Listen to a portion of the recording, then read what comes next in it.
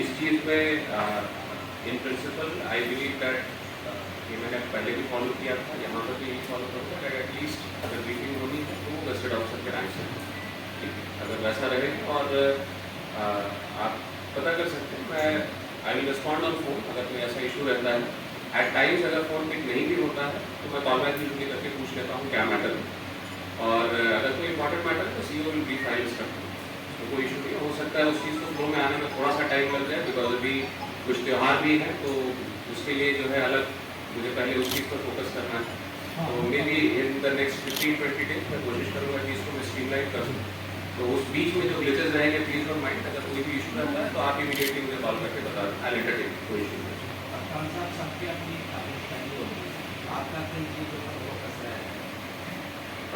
देखिए first important चीज़ तो यही है कि कंप्लेंट्स अटेंड किए जाएँ, because it's a big district, तो कंप्लेंट की संख्याएँ भी काफ़ी ज़्यादा होंगी।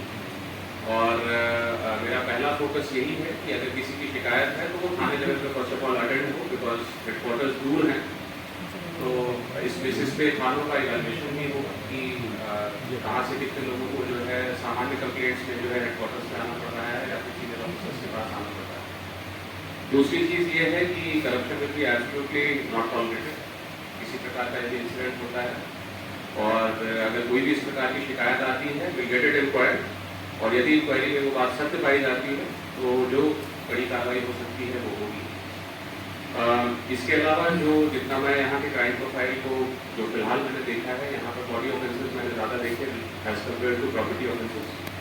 तो आई थिंक मुझे जो है ये समझना चाहिए, कोशिश करना चाहिए कि उसके क्या कारण हैं, क्या पर्टिकुलरली रीजन्स हैं कि क्यों बॉडी ऑफेंसेस ज़्यादा है, तो उस पर काम करने का प्रयास करूँगा।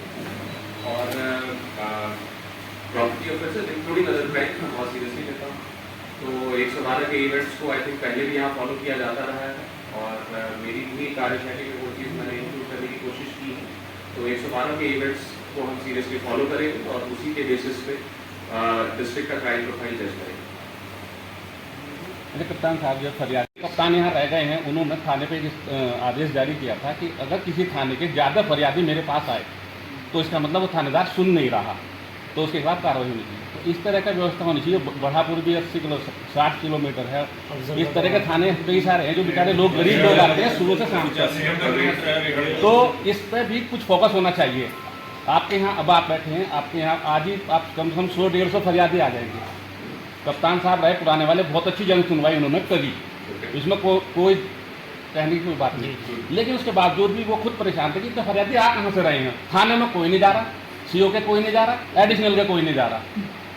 देखिए इसके दोनों एस्पेक्ट्स हैं, ये मतलब ये सिर्फ इस डिस्ट्रिक्ट की बात नहीं है, इसके दोनों एस्पेक्ट्स हैं। कई ऐसे केसेस में ये भी होता है, आदमी को अगर लगता है, नेचुरली SP जो है वो डिस्ट्रिक्ट हेड होता है, तो उसको लगता है कि मुझे इमीडिएट रिलीफ अगर मुझे सीधे वहाँ से मिल जाएगी तो नो मैटर वॉट वो आएगा, तो कहीं ना कहीं मुझे वो डिस्टिंग्विश भी करना है।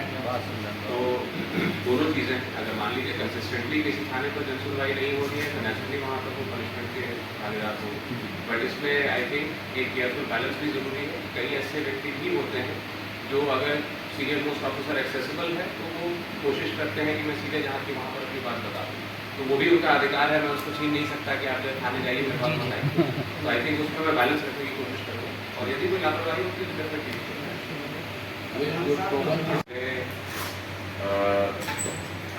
अपने जुरिस्डिक्शन को हमेशा रिस्पेक्ट किया है। मैं कभी किसी रिपोर्टर को फ़ोन करके ये नहीं कहता कि आप ये खबर चलाएं या ना चलाएं, तो मेरा जुरिस्डिक्शन नहीं है और मैं कभी उस चीज़ के लिए नहीं कहूँगा। मैं बस एक एक्सपेक्टेशन रखता हूँ कि अगर कोई सेंसिटिव न्यूज़ है तो आप एक बार if possible please confirm get our version, so that हमारा वर्जन भी उसमें रिप्रेजेंट हो जाए। That is the only thing I expect. और आई एम श्योर कि मैंने 2 साल शामली भी बगल में ही है, तो मैंने कभी देखा नहीं कि कोई रिस्पॉन्सिबल न्यूज़ या इस तरह की कोई चीज़ मैंने देखी नहीं, तो मैं उसका कोई कमेंट भी नहीं करूँगा। और आपको अगर कुछ प्रश्न करना हो तो